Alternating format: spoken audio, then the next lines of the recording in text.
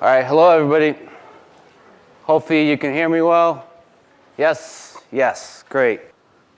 So welcome to course 6S094, Deep Learning for Self-Driving Cars. We will introduce to you the methods of deep learning, of deep neural networks, using the guiding case study of building self-driving cars. My name is Fridman. You get to listen to me for a majority of these lectures, and I am part of an amazing team with some brilliant TAs, would you say? Brilliant? So Dan Brown, you guys want to stand up? You're okay? They're in the front row. Spencer, William Angel, Spencer Dodd, and all the way in the back, the smartest and the tallest person I know, Benedict Janik. So what you see there on the left of the slide is a visualization of one of the two projects one of the two simulations, games, that we'll get to go through.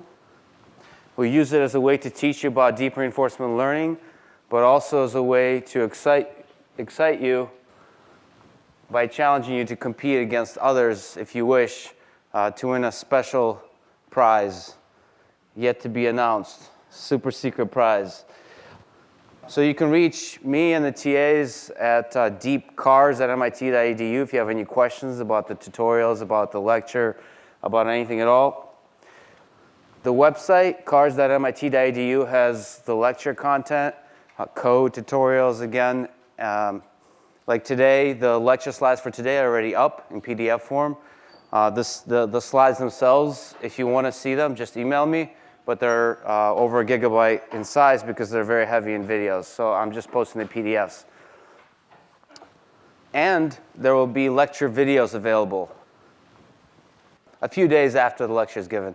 So speaking of which, there is a camera in the back. This is being videotaped and recorded, but for the most part, the camera is just on the speaker, so you shouldn't have to worry.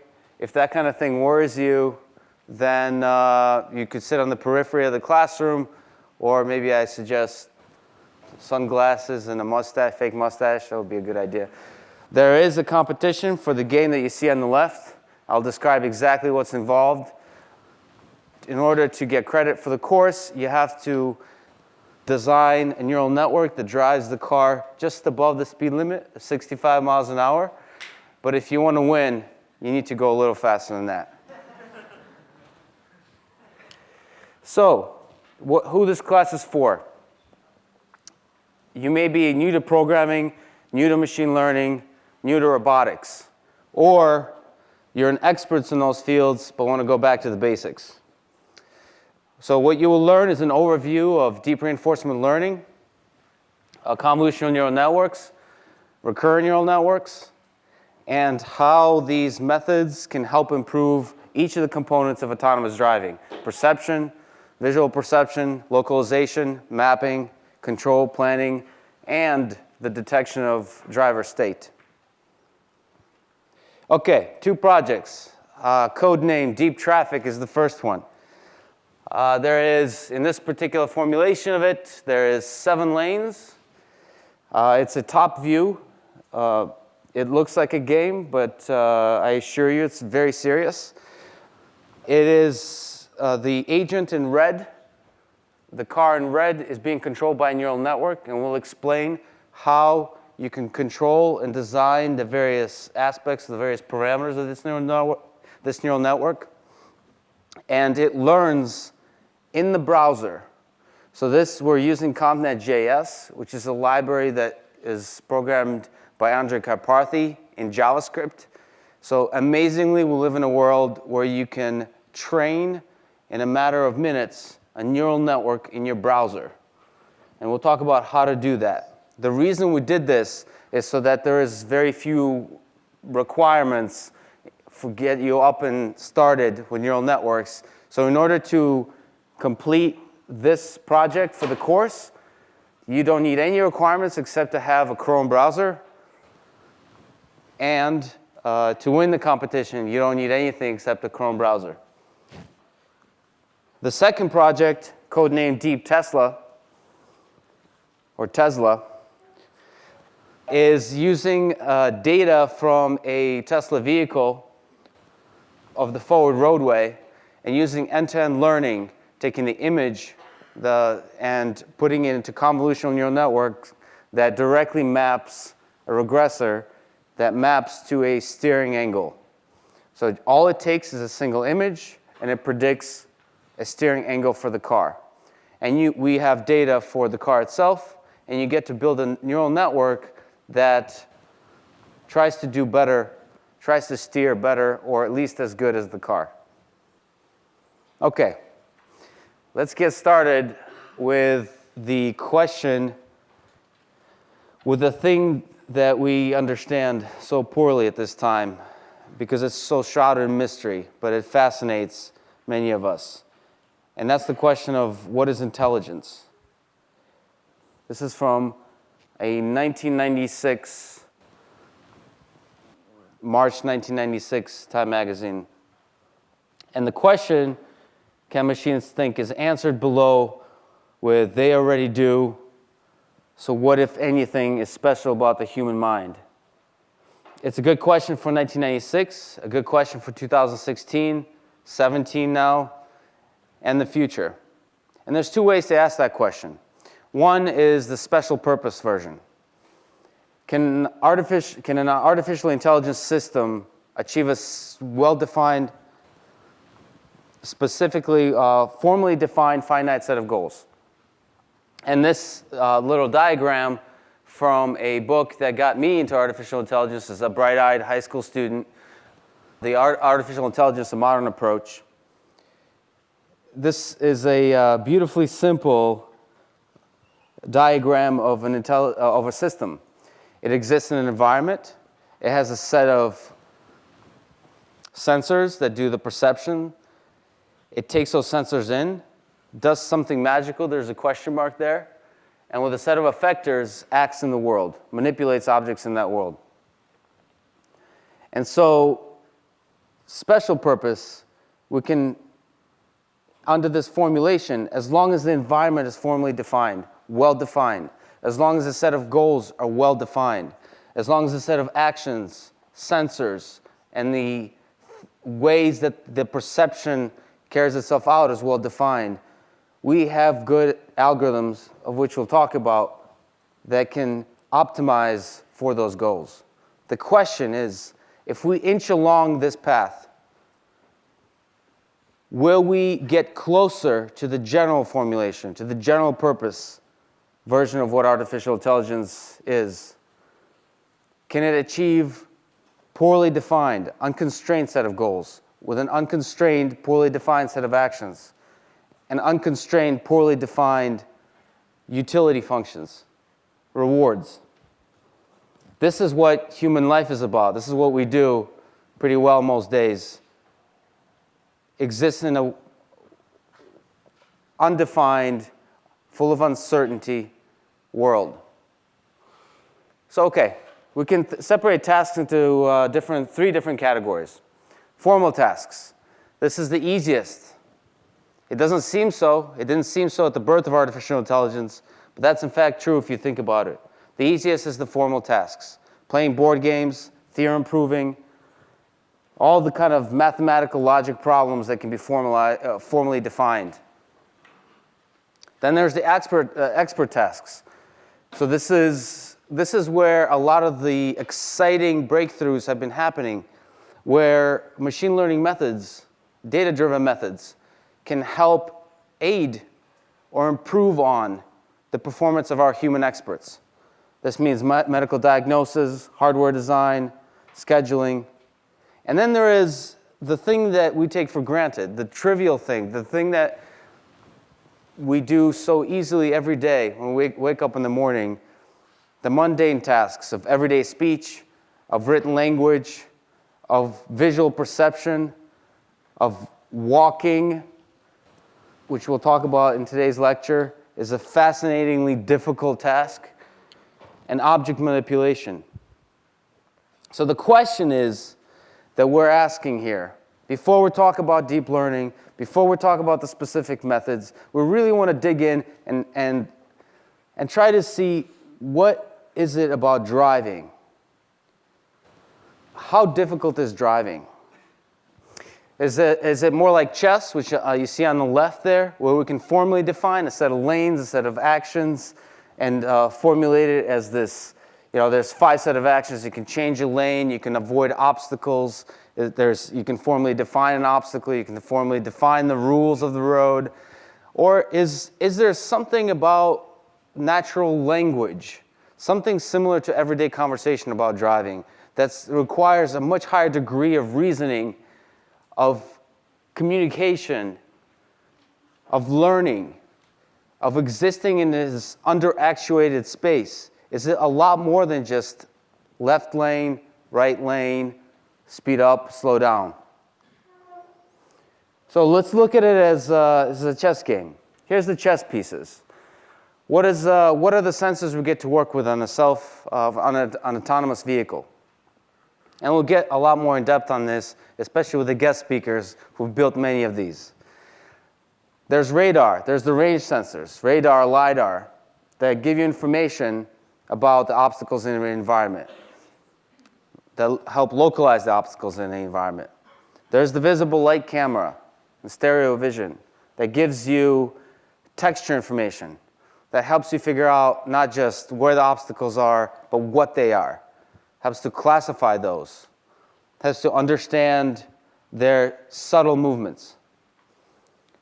Then there is the information about the vehicle itself, about the trajectory and the movement of the vehicle. That comes from the GPS and the IMU sensors. And there is the rich state of the vehicle itself. What is it doing? What are all the individual systems doing? That comes from the CAN network. And there is one of the less studied but fascinating to us on the research side is audio, the sounds of the road that provide the rich context of a wet road, the sound of a road that when it stopped raining but it's still wet, the sound that it makes. The screeching tire and honking, these are all fascinating signals as well. And the focus of the research in our group, the thing that's really much investigated is the internal facing sensors. The driver, sensing the state of the driver. Where are they looking? Are they sleepy? The emotional state, are they in the seat at all? And the same with audio. That comes from the visual information and the audio information. More than that, here's the tasks. If you were to break into modules, the task of what it means to build a self-driving vehicle. First, you want to know where you are. Where am I? Localization and mapping. You want to map the external environment, figure out where all the different obstacles are, all the entities are, and use that estimate of the environment to then figure out where I am, where the robot is. Then there's scene understanding. It's understanding not just the positional aspects of the external environment and the dynamics of it, but also what those entities are. Is it a car? Is it a pedestrian? Is it a bird? There's movement planning. Once you have kind of figured out to the best of your abilities your position and the position of other entities in this world, there's figuring out a trajectory through that world. And finally, once you've figured out how to move about safely and effectively through that world, is figuring out what the human that's on board is doing. Because as I will talk about, the path to a self-driving vehicle, and that is hence our focus on Tesla, may go through semi-autonomous vehicles, where the vehicle must not only drive itself, but effectively hand over control from the car to the human and back. Okay, quick history.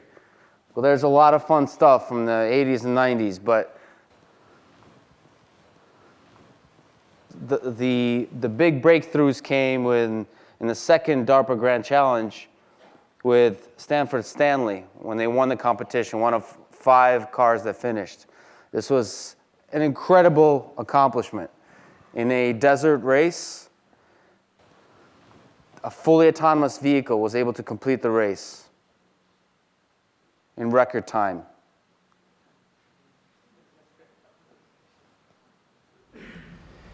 The DARPA Urban Challenge in 2007, where the race was, the task was no longer a race through the desert, but through a urban environment.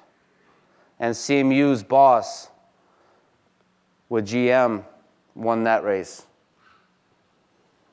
And a lot of that work led directly into the acceptance and large major industry players taking on the challenge of building these vehicles.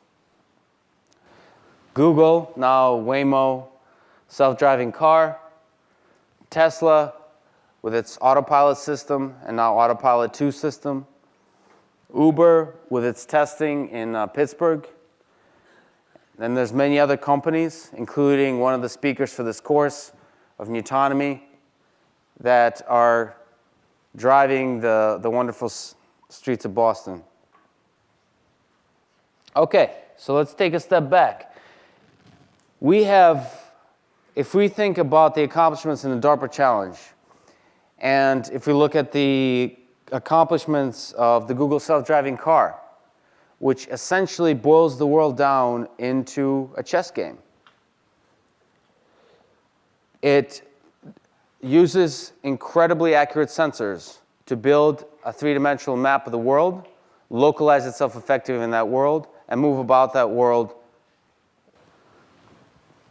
in a very well-defined way. Now, what if driving, the open question is, if driving is more like a conversation, like a natural language conversation, how hard is it to pass the Turing test? The Turing test, as the popular current formulation is, can a computer be mistaken for a human being in more than 30% of the time?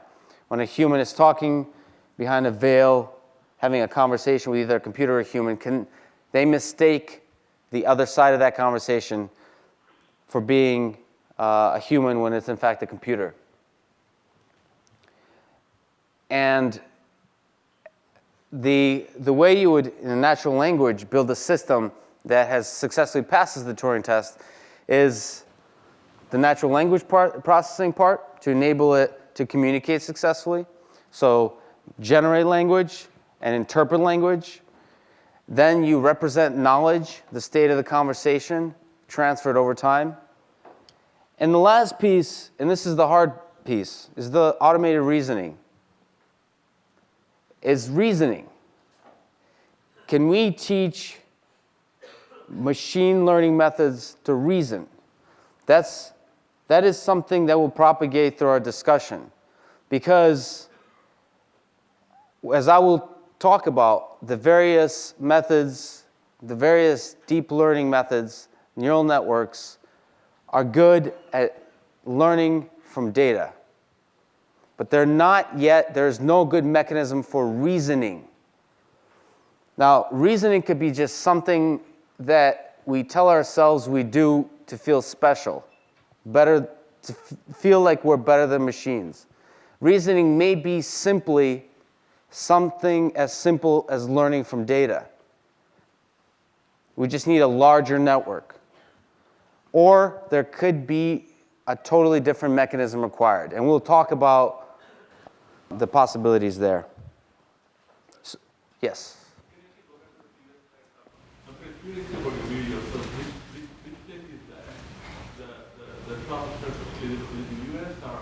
No, it's very difficult to find these kind of situations in the United States. So the question was, for this video, is it in the United States or not?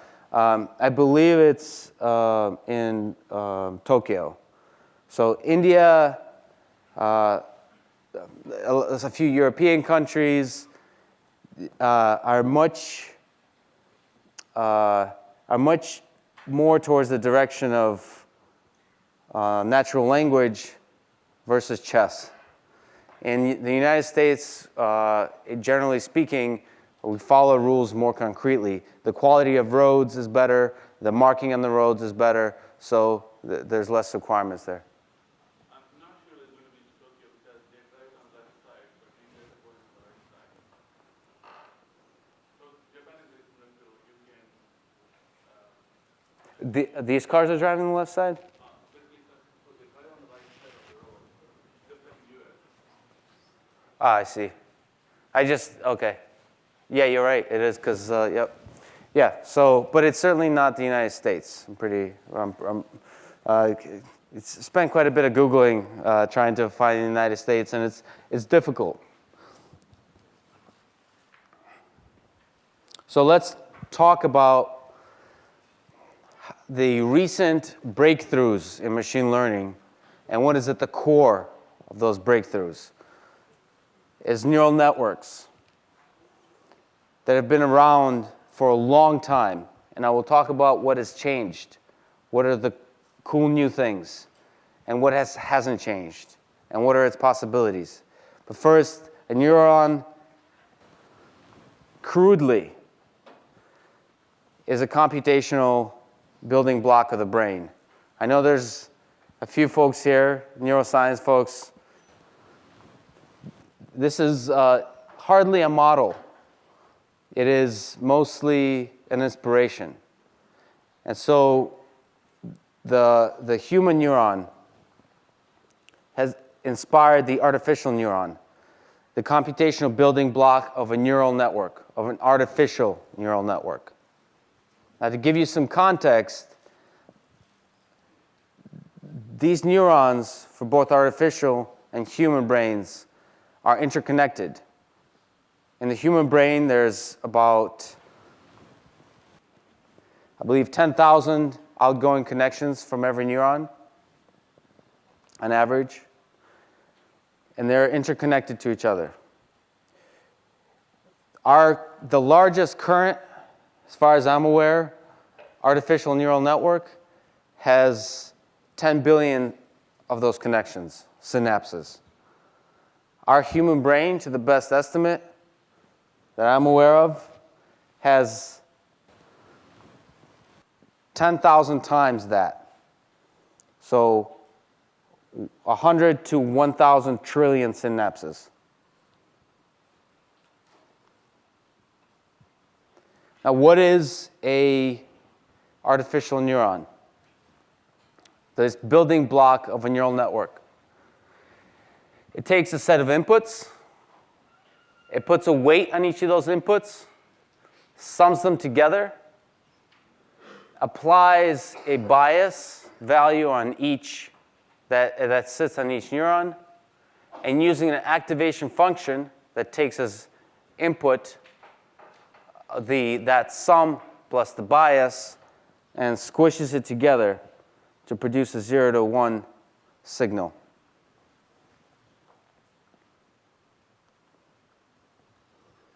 And this allows us, a single neuron, to take a few inputs and produces an output, a classification, for example, a 0, 1. And as we'll talk about simply, it can serve as a linear classifier. So it can draw a line. It can learn to draw a line between, like what's seen here, between the blue dots and the yellow dots. And that's exactly what we'll do in the IPython notebook that I'll talk about. But the basic algorithm is you initialize the weights on the inputs, and you compute the output. You perform this previous operation that I talked about, sum up, and compute the output. And if the output does not match the ground truth, the expected output, the output that it should produce, the weights are punished accordingly. And we'll talk through a little bit of the math of that. And this process is repeated until the perceptron does not make any more mistakes. Now here's the amazing thing about neural networks. There's several, and I'll talk about them. One on the mathematical side is the universality of neural networks. With just a single layer, if we stack them together, a single hidden layer, the inputs on the left, the outputs on the right, and in the middle there's a single hidden layer, it can closely approximate any function. Any function. So this is an incredible property that with a single layer, any function you could think of that, you can think of driving as a function. It takes as input the world outside, as output the control of the vehicle. There exists a neural network out there that can drive perfectly. It's a fascinating mathematical fact.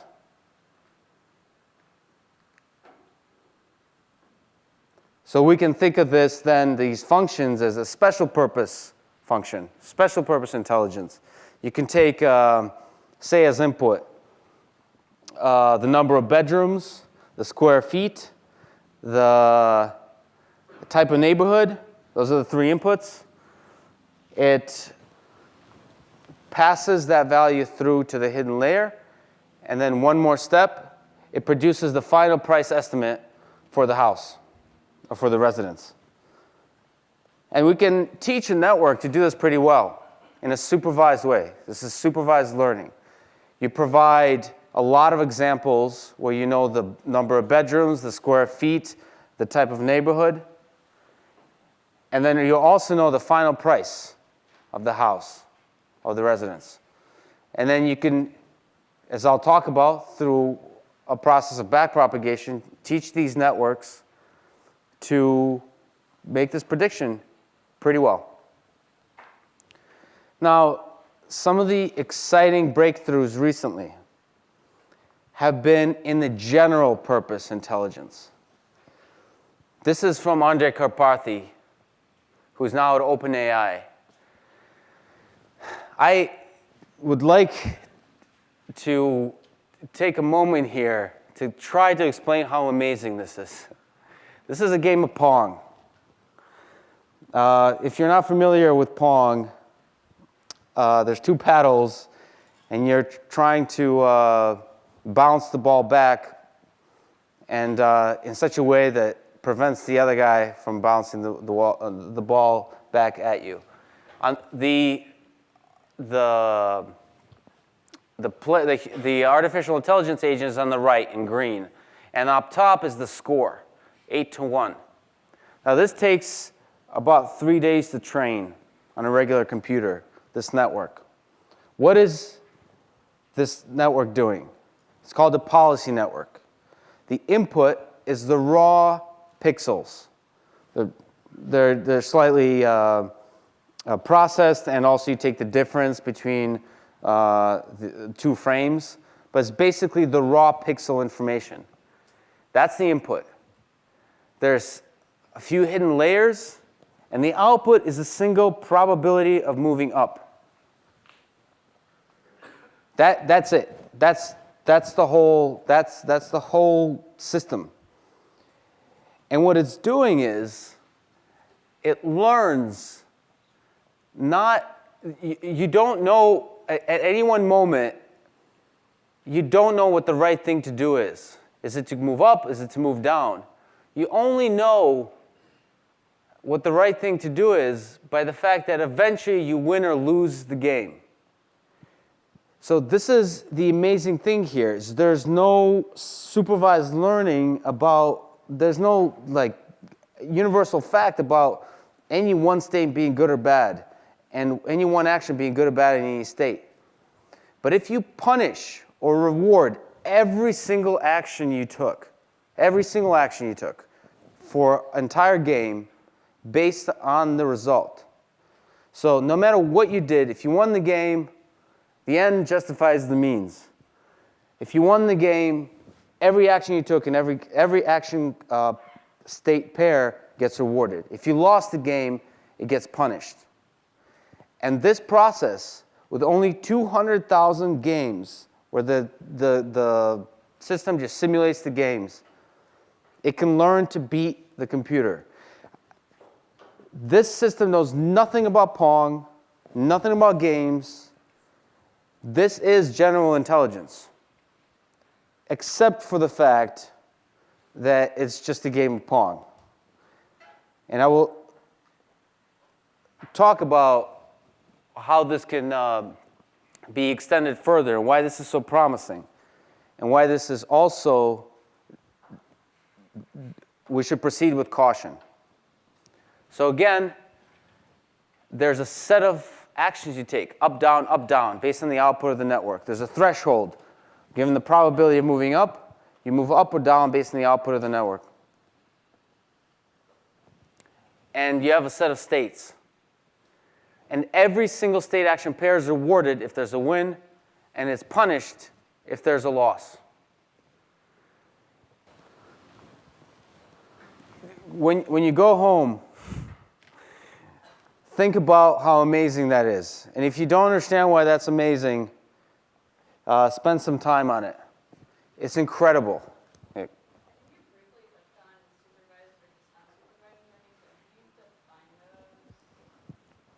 Sure thing. The question was, what is supervised learning? What is unsupervised learning? What's the difference? So supervised learning is, when people talk about machine learning, they mean supervised learning most of the time. Supervised learning is learning from data. It's learning from example. When you have a set of inputs and a set of outputs that you know are correct, what are called ground truth. So you need those examples, a large amount of them, to train any of the machine learning algorithms to learn to then generalize that to future examples. This is, actually, there's a third one called reinforcement learning, where the ground truth is sparse. The information about when something is good or not, the ground truth only happens every once in a while, at the end of the game, not every single frame. And unsupervised learning is when you have no information about the outputs that are correct or incorrect. And it is the excitement of the deep learning community is unsupervised learning, but it has achieved no major breakthroughs at this point. This is I'll talk about what the future of deep learning is, and a lot of the people that are working in the field are excited by it. But right now, any interesting accomplishment has to do with supervised learning. Yep. Can you talk about, so I guess the reinforcement learning one is the green one, right? Yeah. And the brown one is just a heuristic solution, like look at the velocity. So basically, the reinforcement learning here is learning from somebody who has certain rules. And how can that be guaranteed that it would generalize to somebody else, for example? So the question was, the green paddle learns to play this game successfully against this specific one brown paddle with us operating under specific kinds of rules. How do we know it can generalize to other games, other things? And it can't. But the mechanism by which it learns generalizes. So as long as you let it play, as long as you let it play in whatever world you want it to succeed in, long enough, it will use the same approach to learn to succeed in that world. The problem is, this works for worlds you can simulate well. Unfortunately, one of the big challenges of neural networks is that they're not currently efficient learners. We need a lot of data to learn anything. Human beings need one example, oftentimes, and they learn very efficiently from that one example. So, and again, I'll talk about that as well. It's a good question. So the drawbacks of neural networks. So if you think about the way a human being would approach this game of Pong, they would only need a simple set of instructions. You're in control of a paddle, and you can move it up and down. And your task is to bounce the ball past the other player, controlled by AI. Now, the human being would immediately, they may not win the game, but they would immediately understand the game and will be able to successfully play it well enough to pretty quickly learn to beat the game. But they need to have a concept of control, what it means to control a paddle. They need to have a concept of a paddle. They need to have a concept of moving up and down and a ball and bouncing. They have to know, they have to have at least a loose concept of real-world physics that they can then project that real-world physics onto the two-dimensional world. All of these concepts are concepts that you come to the table with. That's knowledge. And the kind of way you transfer that knowledge from your previous experience, from childhood to now, when you come to this game, that is something is called reasoning, whatever reasoning means. And the question is whether through this same kind of process, you can see the entire world as a game of Pong. And reasoning is simply ability to simulate that game in your mind and learn very efficiently, much more efficiently than 200,000 iterations. The other challenge of deep neural networks and machine learning broadly is you need big data, inefficient learners, as I said. That data also needs to be supervised data. You need to have ground truth, which is very costly for, so annotation, a human being looking at a particular image, for example, and labeling that as something, as a cat or a dog, whatever object is in the image, that's very costly. And particularly for neural networks, there's a lot of parameters to tune. There's a lot of hyperparameters. You need to figure out the network structure first. How does this network look? How many layers? How many hidden nodes? What type of activation functions on each node? There's a lot of hyperparameters there. And then once you build your network, there's parameters for how you teach that network. There's learning rate, loss function, mini batch size, number of training iterations, gradient update smoothing, and selecting even the optimizer with which you solve the various differential equations involved.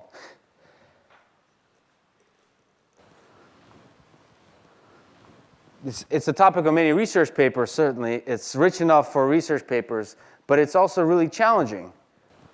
It means that you can't just plop a network down and it will solve the problem generally.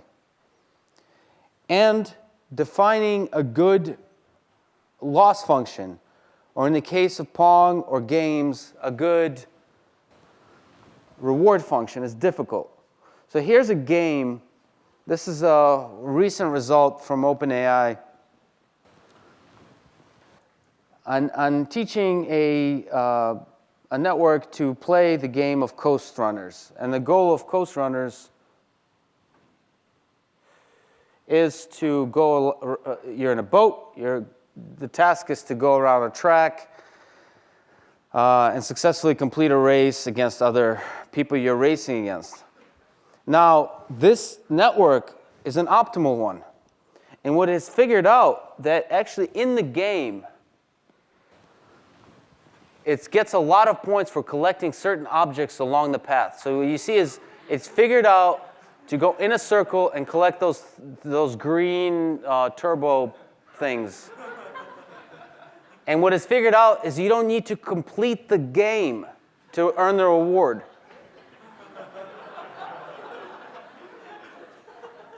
Now, that more sort of,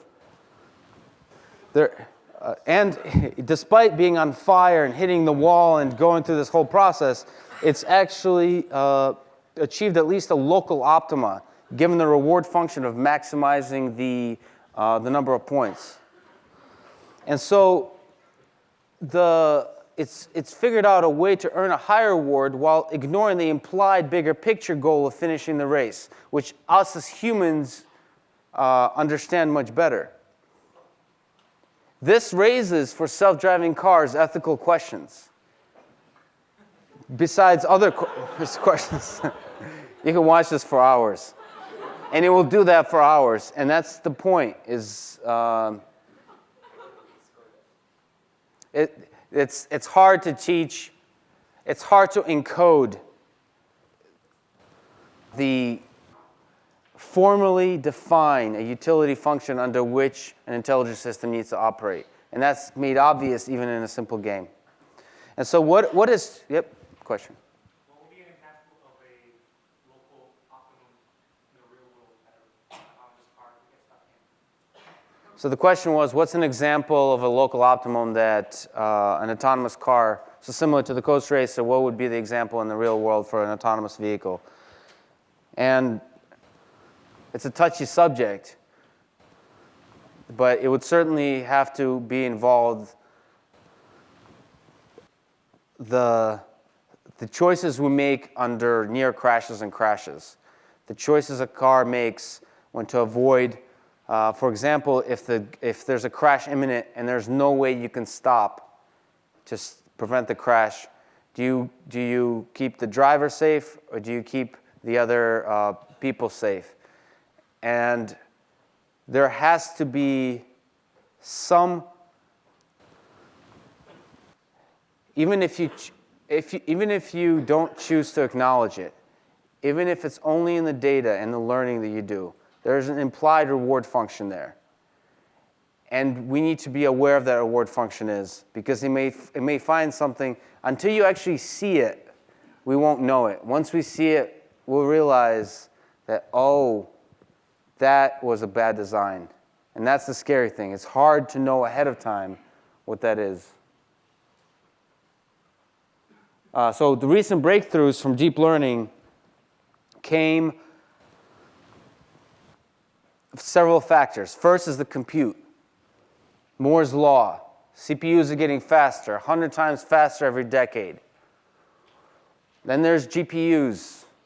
Also, the ability to train neural networks on GPUs, and now ASICs, has created a lot of capabilities in terms of energy efficiency and being able to train larger networks more efficiently.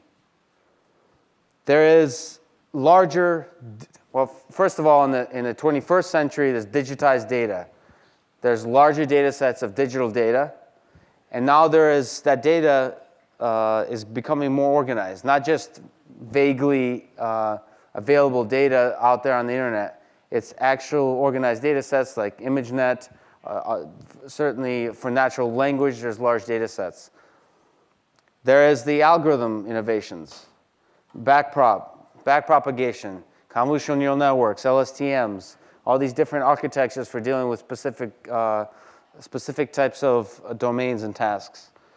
There's the huge one, is infrastructure, is on the software and the hardware side. There's Git, ability to share in an open source way, software. There is pieces of software that make robotics and make machine learning easier. ROS, TensorFlow. There's Amazon Mechanical Turk, which allows for efficient, cheap annotation of large-scale data sets. And it's AWS in the cloud hosting machine learning, hosting the data and the compute. And then there's the financial backing of large companies, Google, Facebook, Amazon. But really, nothing has changed. There really has not been any significant breakthroughs. We're using convolutional neural networks have been around since the 90s. Neural networks have been around since the 60s. There's been a few improvements. But the hope is That's in terms of methodology. The compute has really been the workhorse. The ability to do the 100-fold improvement every decade holds promise. And the question is whether that reasoning thing I talked about is all you need is a larger network. That is the open question. So some terms for deep learning. First of all, deep learning is a PR term for neural networks. It is a term for utilizing, for deep neural networks, for neural networks that have many layers. It is a symbolic term for the newly gained capabilities that compute has brought us, that training on GPUs has brought us. So deep learning is a subset of machine learning. There's many other methods that are still effective.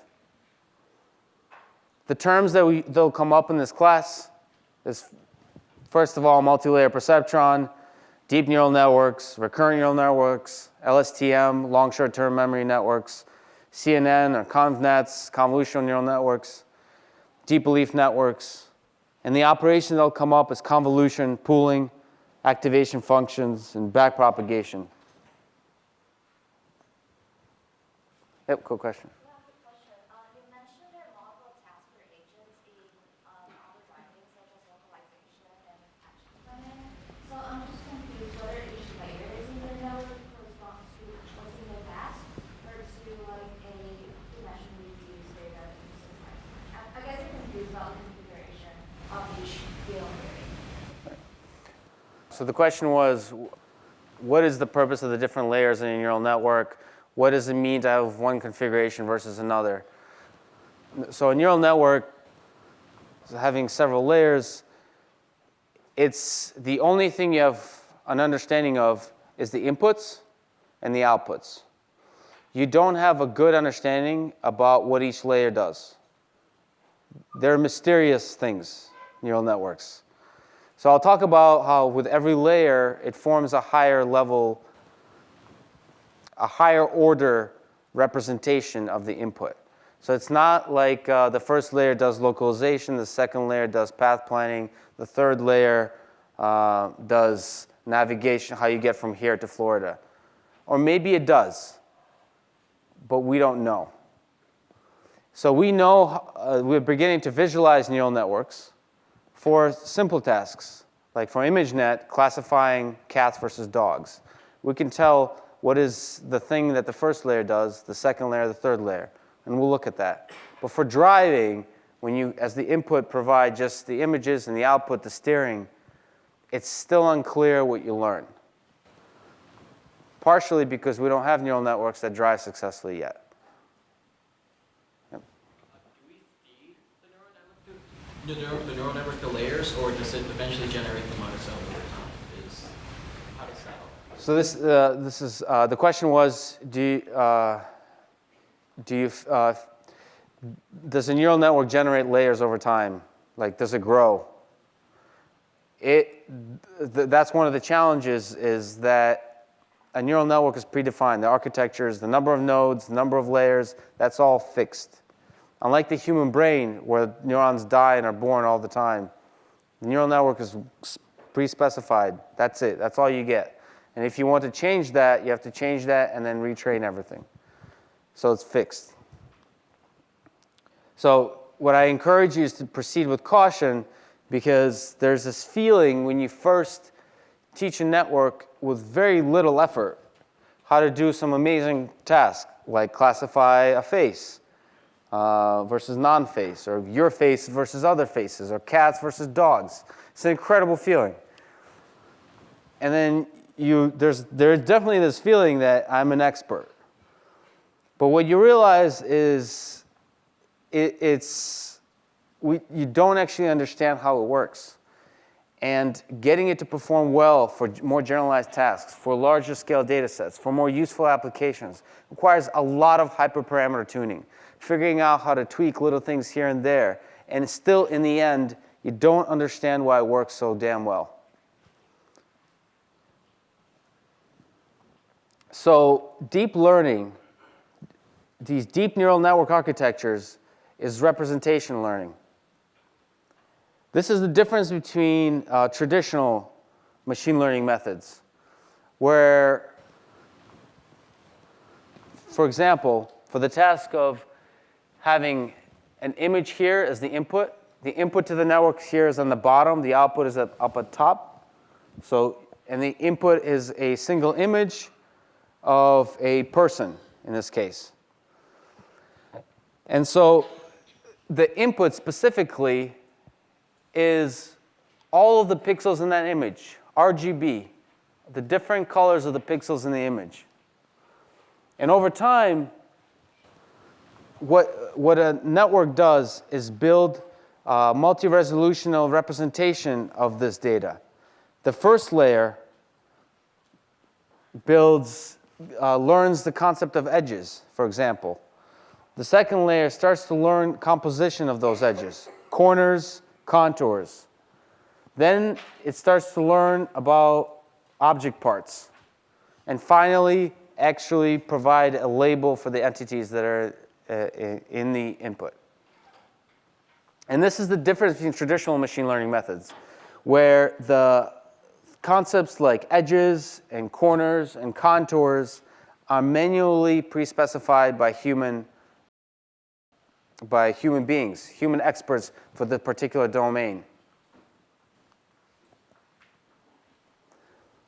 And representation matters because figuring out a line for the Cartesian coordinates of this particular data set, where you want to design a machine learning system that tells the difference between green triangles and blue circles, is difficult. There's no line that separates them cleanly. And if you were to ask a human being, a human expert in the field, to try to draw that line, they would probably do a PhD on it and still not succeed. But a neural network can automatically figure out to remap that input into polar coordinates, where the representation is such that it's an easily linearly separable data set.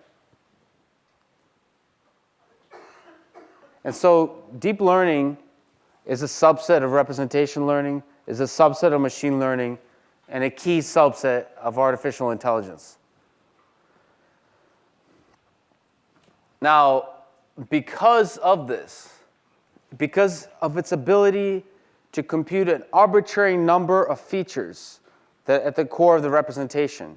So you're not, if you were trying to detect a cat in an image, you're not specifying 215 specific features of cat ears and whiskers and so on that a human expert would specify. You allow a neural network to discover tens of thousands of such features, which maybe for cats you are an expert, but for a lot of objects you may never be able to sufficiently provide the features which successfully would be used for identifying the object. And so this kind of representation learning, one, is easy in the sense that all you have to provide is inputs and outputs. All you need to provide is a data set that you care about without hand engineering features. And two, because of its ability to construct arbitrarily sized representations, deep neural networks are hungry for data. The more data we give them, the more they're able to learn about this particular data set. So let's look at some applications. First, some cool things that deep neural networks have been able to accomplish up to this point. Let me go through them. First, the basic one. AlexNet is for ImageNet is a famous data set, and it's a competition of classification and localization where the task is given an image, identify what are the 5 most likely things in that image and what is the most likely, and you have to do so correctly. So on the right, there's an image of a leopard, and you have to correctly classify that that is in fact a leopard. So they're able to do this pretty well. Given a specific image, determine that it's a leopard. And we started, what's shown here on the x-axis is years, on the y-axis is error in classification. So starting from 2012 on the left with AlexNet, and today, the errors decreased from 16% and 40% before then with traditional methods, have decreased to below 4%. So human level performance, if I were to give you this picture of a leopard, there's a 4%, for 4% of those pictures of leopards, you would not say it's a leopard. That's human level performance. So for the first time in 2015, convolutional neural networks outperformed human beings. That in itself is an incredible, that's something that seemed impossible. And now is, because it's done, is not as impressive. But I just want to get to why that's so impressive. Because computer vision is hard. Now, we as human beings have evolved visual perception over millions of years, hundreds of millions of years. So we take it for granted. But computer vision is really hard. Visual perception is really hard. There's illumination variability. So it's the same object. The only way we tell anything is from the shade, the reflection of light from that surface. It could be the same object with drastically, in terms of pixels, drastically different looking shapes. And we still know it's the same object. There is pose variability and occlusions. Probably my favorite caption for an image, for a figure in an academic paper is deformable and truncated cat. These are pictures, cats are famously are deformable. They can take a lot of different shapes.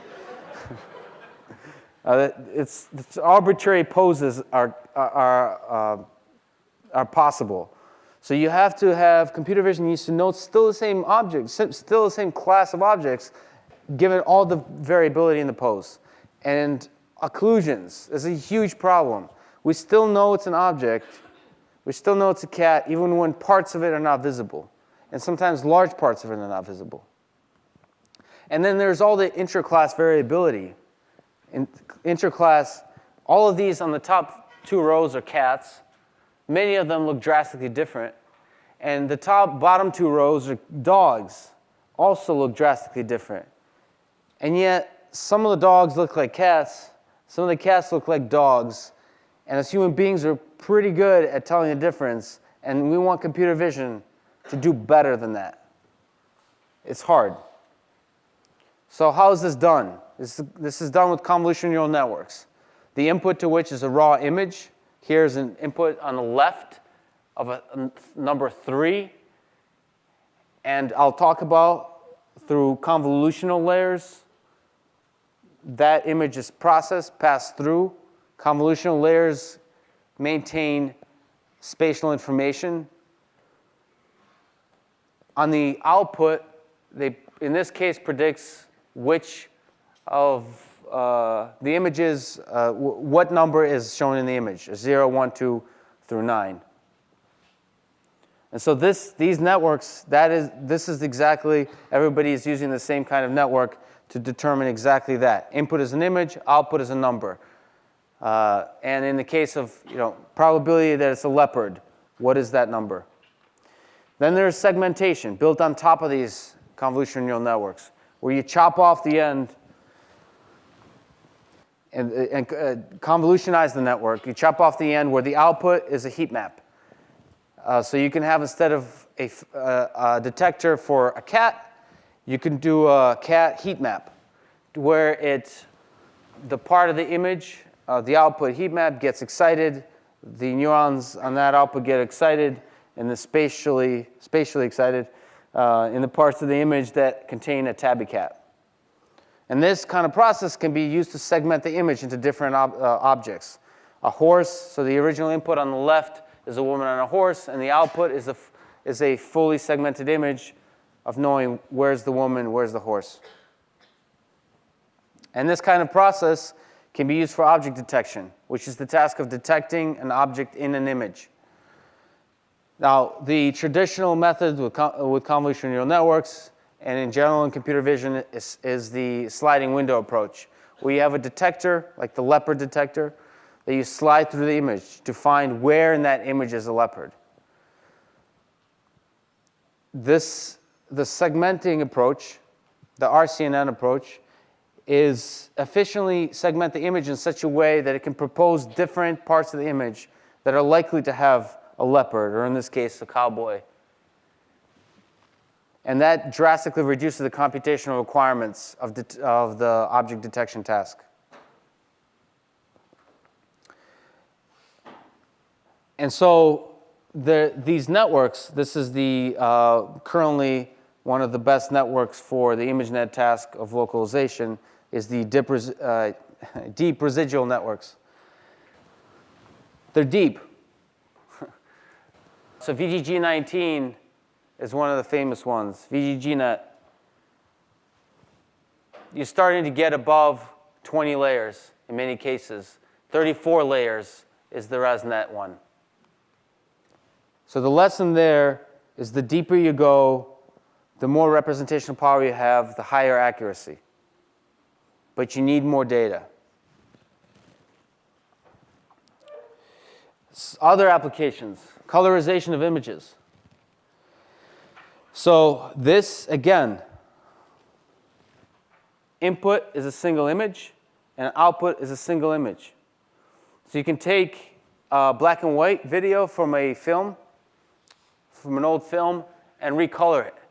And all you need to do to train that network in a supervised way is provide modern films and convert them to grayscale. So now you have arbitrarily sized data sets that are able to, data sets of grayscale to color. And you're able to, with very little effort on top of it, to successfully, well, somewhat successfully recolor images. Again, Google Translate does image translation in this way. Image to image. It first perceives, here in German, I believe, famous German, correct me if I'm wrong, dark chocolate written in German on a box. So this can take this image, detect the different letters, convert them to text, translate the text, and then using the image-to-image mapping, map the letters, the translated letters, back onto the box. And you can do this in real time on video. So what we've talked about up to this point, on the left are vanilla neural networks, convolutional neural networks that map a single input to a single output, a single image to a number, single image to another image. Then there is recurrent neural networks that map, this is the more general formulation, that map a sequence of images or a sequence of words or a sequence of any kind to another sequence. And these networks are able to do incredible things with natural language, with video, and any time series data. For example, we can convert text to handwritten digits with handwritten text. Here, we type in, and you could do this online, type in deep learning for self-driving cars, and it will use an arbitrary handwriting style to generate the words deep learning for self-driving cars. This is done using recurrent neural networks. We can also take car RNNs, they're called. It's character-level recurrent neural networks that train on a data set, an arbitrary text data set, and learn to generate text one character at a time. So there is no preconceived syntactical semantic structure that's provided to the network. It learns that structure.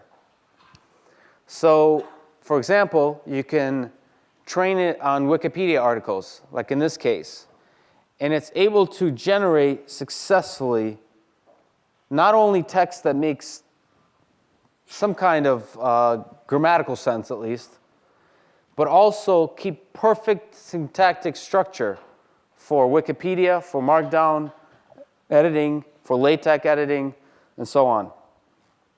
This text says, naturalism and decision for the majority of Arab countries, capital I, whatever that means, was grounded by the Irish language by John Clare, and so on. These are sentences, if you didn't know better, that might sound correct. And it does so, let me pause, one character at a time. So these aren't words being generated. This is one character. You start with the beginning 3 letters, nat. You generate you completely without knowing of the word naturalism. This is incredible. You can do this to start a sentence and let the neural network complete that sentence. So for example, if you start the sentence with life is, or life is about, actually, it will complete it with a lot of fun things. The weather. Life is about kids. Life is about the true love of Mr. Mom. It's about the truth now. And this is from Geoffrey Hinton. The last 2, if you start with the meaning of life, it can complete that with the meaning of life is literary recognition. Maybe true for some of us here. Publish or perish. And the meaning of life is the tradition of ancient human reproduction. Also true for some of us here, I'm sure. Okay, so what else can you do? You can, this has been very exciting recently, is image caption recognition, generation, I'm sorry. Image caption generation is important for large data sets of images where we want to be able to determine what's going on inside those images, especially for search. If you want to find a man sitting on a couch with a dog, you type it into Google, and it's able to find that. So here shown in black text, a man sitting on a couch with a dog is generated by the system. A man sitting on a chair with a dog in his lap is generated by a human observer. And again, these annotations are done by detecting the different obstacles, the different objects in the scene. So segmenting the scene, detecting on the right, there's a woman, a crowd, a cat, a camera holding purple. All of these words are being detected. Then a syntactically correct sentence is generated, a lot of them, and then you order which sentence is the most likely. And in this way, you can generate very accurate labeling of the images, captions for the images. And you could do the same kind of process for image question answering. You can ask how many, so quantity, how many chairs are there? You can ask about location, where are the ripe bananas? You can ask about the type of object. What is the object on the chair? It's a pillow. And these are, again, using the recurrent neural networks. You could do the same thing with video caption generation, video caption description generation. So looking at a sequence of images as opposed to just a single image. What is the action going on in this situation? This is the difficult task. There's a lot of work in it in this area. On the left is correct description. So a man is doing stunts on his bike. A herd of zebras are walking in the field. And on the right, there's a small bus running into a building. It's talking about relevant entities, but just doing an incorrect description. A man is cutting a pair of a paper. He's cutting a piece of a pair of a paper. So the words are correct, perhaps, but so you're close, but no cigar. So one of the interesting things you can do with the recurrent neural networks is, if you think about the way we look at images, human beings look at images, we only have a small fovea with which we focus on in the scene. So right now your periphery is very distorted. The only thing, if you're looking at the slides or you're looking at me, that's the only thing that's in focus. Majority of everything else is out of focus. So we can use the same kind of concept to try to teach a neural network to steer around the image, both for perception and generation of those images. This is important first on the general artificial intelligence point of it being just fascinating that we can selectively steer our attention. But also it's important for things like drones that have to fly at high speeds in an environment where at 300 plus frames a second you have to make decisions. So you can't possibly localize yourself or perceive the world around yourself successfully if you have to interpret the entire scene. So what you can do is you can steer, for example, here shown is reading house numbers by steering around an image. You could do the same task for reading and for writing. So reading numbers, here on the MNIST data set on the left is reading numbers, but you can also selectively steer a network around an image to generate that image, starting with a blurred image first, and then getting more and more higher resolution as the steering goes on. Work here at MIT is able to map video to audio. So hit stuff with a drumstick, silent video, and able to generate the sound that would drumstick hitting that particular object makes. So you can get texture information from that impact. So here is a video of a human soccer player playing soccer and a state-of-the-art machine playing soccer. And, well, let me give him some time to build up.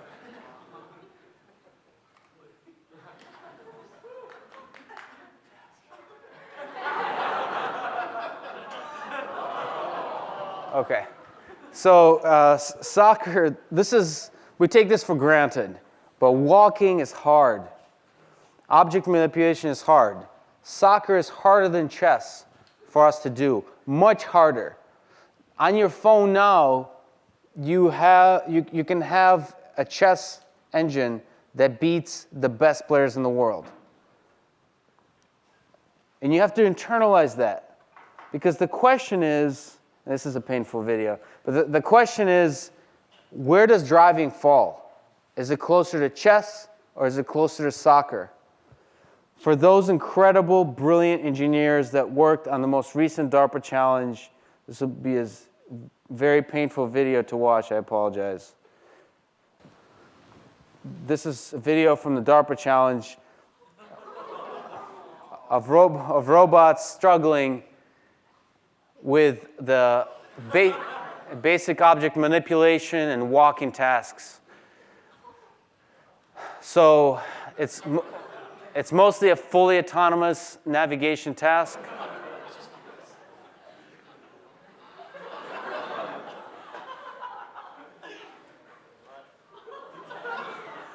Maybe I'll just let this play for a few moments to let it internalize how difficult this task is of balancing, of planning in an underactuated way where you don't have full control of everything. When there is a delta between your perception of what you think the world is and what the reality is. So there, a robot was trying to turn an object that wasn't there. And this is an MIT entry that actually successfully, I believe, gotten points for this because it got into that area. But as a lot of the teams talked about, the hardest part, so one of the things the robot had to do is get into a car and drive it and get out of the car. And there's a few other manipulation tasks. It had to walk on steady ground. It had to drill a hole through a wall. All of these tasks. And what a lot of teams said is the hardest task of all of them is getting out of the car. So it's not getting into the car. It's this very task that you saw now is a robot getting out of the car. These are things we take for granted. So in our evaluation of what is difficult about driving, we have to remember that some of those things we may take for granted in the same kind of way that we take walking for granted. This is Moravec's paradox with Hans Moravec from CMU. Let me just quickly read that quote. Encoded in the large, highly evolved sensory and motor portions of the human brain is billions of years of experience about the nature of the world and how to survive in it. So this is data. This is big data. Billions of years. And abstract thought, which is reasoning, the stuff we think is intelligence, is perhaps less than 100,000 years of data, old. We haven't yet mastered it, and so, sorry I'm inserting my own statements in the middle of a quote, but it's been very recent that we've learned how to think. And so we respect it perhaps more than the things we take for granted, like walking and visual perception and so on. But those may be strictly a matter of data. Data and training time and network size.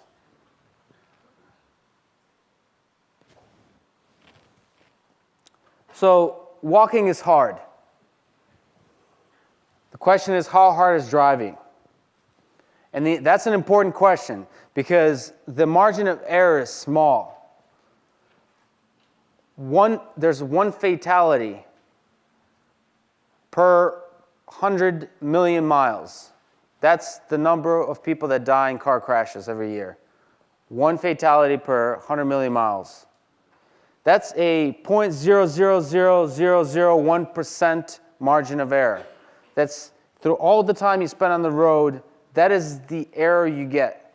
We're impressed with ImageNet being able to classify a leopard, a cat, or a dog at close to, at above human level performance.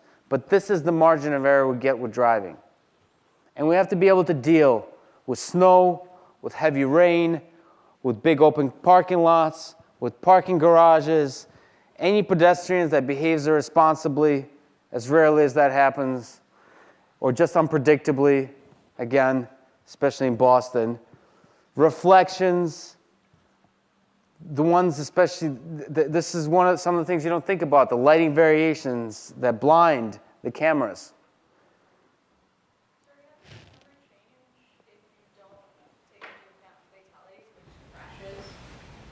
Yeah, the question was if that number changes if you look at just crashes. So fatalities per crash. No, just crashes per. Yeah, so one of the big things is cars have gotten really good at crashing and not hurting anybody. So the number of crashes is much, much larger than the number of fatalities, which is a great thing. We've built safer cars. But still, even one fatality is too many. So this is the Google self-driving car team is quite open about their performance since hitting public roads. This is from a report that shows the number of times the driver disengages, the car gives up control, that it asks the driver to take control back, or the driver takes control back by force, meaning that they're unhappy with the decision that the car was making, or it was putting the car or other pedestrians or other cars in unsafe situations. And so if you see over time that there's been a total from 2014 to 2015, there's been a total of 341 times on beautiful San Francisco roads. And I say that seriously because the weather conditions are great there. 341 times that the driver had to elect to take control back. So it's a work in progress. And let me give you something to think about here. This, with neural networks, is a big open question, the question of robustness. So this is an amazing paper. I encourage people to read it. There's a couple papers around this topic. Deep neural networks are easily fooled. So here are 8 images where, if given to a neural network as input, a convolutional neural network as input, the network with higher than 99.6% confidence says that the image, for example, in the top left is a robin, next to it is a cheetah, then an armadillo, a panda, an electric guitar, a baseball, a starfish, a king penguin. All of these things are obviously not in the images. So networks can be fooled with noise. More importantly, more practically for the real world, adding just a little bit of distortion, a little bit of noise distortion to the image can force the network to produce a totally wrong prediction. So here's an example. There's 3 columns. Correct image classification, the slight addition of distortion, and the resulting prediction of an ostrich for all 3 images on the left, and a prediction of an ostrich for all 3 images on the right. This ability to fool networks easily brings up an important point. And that point is that there has been a lot of excitement about neural networks throughout their history. There's been a lot of excitement about artificial intelligence throughout its history. And not coupling that excitement, not grounding that excitement in the reality, the real challenges around that, has resulted in crashes, in AI winters, when funding dried out and people became hopeless in terms of the possibilities of artificial intelligence. So here's a 1958 New York Times article that said the Navy revealed the embryo of an electronic computer today. This is when the first perceptron that I talked about was implemented in hardware by Frank Rosenblatt. It took 400 pixel image input and it provided a single output. Weights were encoded in hardware potentiometers, and weights were updated with electric motors. Now, New York Times wrote, the Navy revealed the embryo of an electronic computer today that expects will be able to walk, talk, see, write, reproduce itself, and be conscious of its existence. Dr. Frank Rosenblatt, a research psychologist at the Cornell Aeronautical Laboratory, Buffalo, said perceptrons might be fired to the planets as mechanical space explorers. This might seem ridiculous, but this was the general opinion of the time. And as we know now, perceptrons cannot even separate a nonlinear function. They're just linear classifiers. And so this led to 2 major AI winters in the 70s and in the late 80s and early 90s. The Lighthill report in 1973 by the UK government said that no part of the field of discoveries made so far produced the major impact that was promised.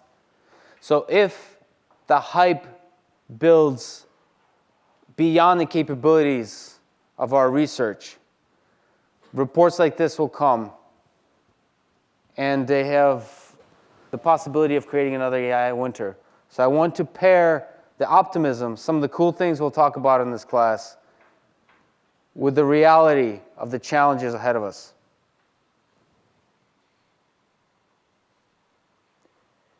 The focus of the research community. This is some of the key players in deep learning. What are the things that are next for deep learning? The 5-year vision. We want to run on smaller, cheaper mobile devices. We want to explore more in the space of unsupervised learning, as I mentioned, and reinforcement learning. We want to do things that explore the space of videos more, the recurrent neural networks, like being able to summarize videos or generate short videos. One of the big efforts, especially in the companies with dealing with large data, is multimodal learning. Learning from multiple data sets with multiple sources of data. And lastly, making money from these technologies. There's a lot of this, despite the excitement, there's been an inability for the most part to make serious money from some of the more interesting parts of deep learning. And while I got made fun of by the TAs for including this slide because it's shown in so many sort of business type lectures, but it is true that we're at the peak of a hype cycle, and we have to make sure, given the large amount of hype and excitement there is, we proceed with caution.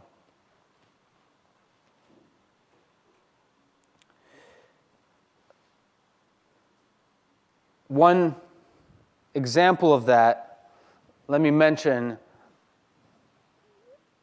is we already talked about spoofing the cameras with a little bit of noise. So if you think about it, self-driving vehicles operate with a set of sensors, and they rely on those sensors to accurately capture that information. Now what happens, not only when the world itself produces noisy visual information, but what if somebody actively tries to spoof that data? One of the fascinating things that have been recently done is spoofing of LiDAR. So these LiDAR is a range sensor that gives a 3D point cloud of the objects in the external environment. And you're able to successfully do a replay attack where you have the car see people and other cars around it when there's actually nothing around it. In the same way that you can spoof a camera to see things that are not there. A neural network. So let me run through some of the libraries that we'll work with and that are out there that you might work with if you proceed with deep learning. TensorFlow, that is the most popular one these days. It's heavily backed and developed by Google. It's primarily a Python interface and is very good at operating on multiple GPUs. There's Keras, and also TF-Learn and TF-Slim, which are libraries that operate on top of TensorFlow that make it slightly easier, slightly more user-friendly interfaces to get up and running.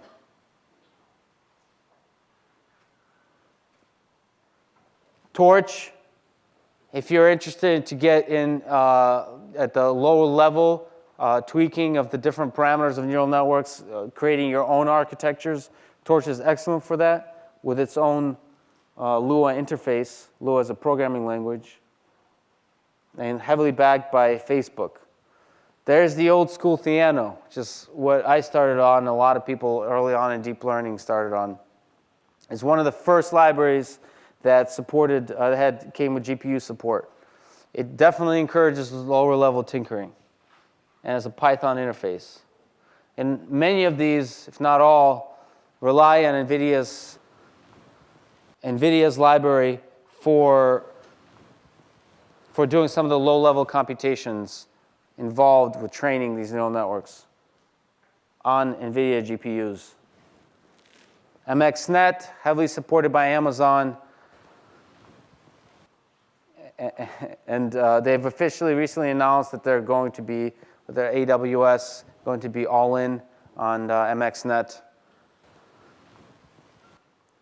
Neon, recently bought by Intel, started out as a manufacturer of neural network chips, which is really exciting. And it performs exceptionally well. I hear good things. Caffe, started in Berkeley. Also was very popular in Google before TensorFlow came out. It's primarily designed for computer vision with convnets, but is now expanded to all other domains. There is CNTK, as it used to be known, and now called the Microsoft Cognitive Toolkit. Nobody calls it that still, I'm aware of. It has multi-GPU support, has its own brain script, custom language, as well as other interfaces. And what we'll get to play around in this class is amazingly deep learning in the browser, right? Our favorite is ComNet.js, what you'll use, built by Andrej Karpathy from Stanford, now OpenAI. It's good for explaining the basic concept of neural networks. It's fun to play around with.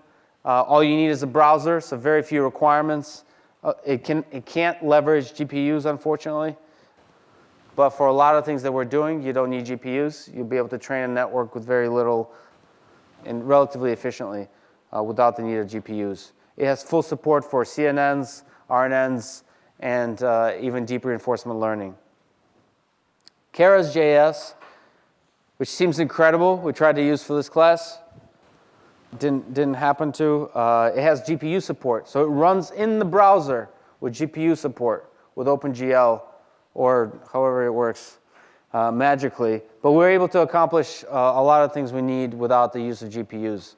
So it's incredible to live in a day and age when it literally, as I'll show in the tutorials, it takes just a few minutes to get started with building your own neural network that classifies images.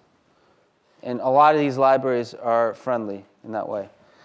So all the references mentioned in this presentation are available at this link, and the slides are available there as well. So I think in the interest of time, let me wrap up. Thank you so much for coming in today. And tomorrow, I'll explain the deep reinforcement learning game and the actual competition and how you can win it. Thanks very much, guys.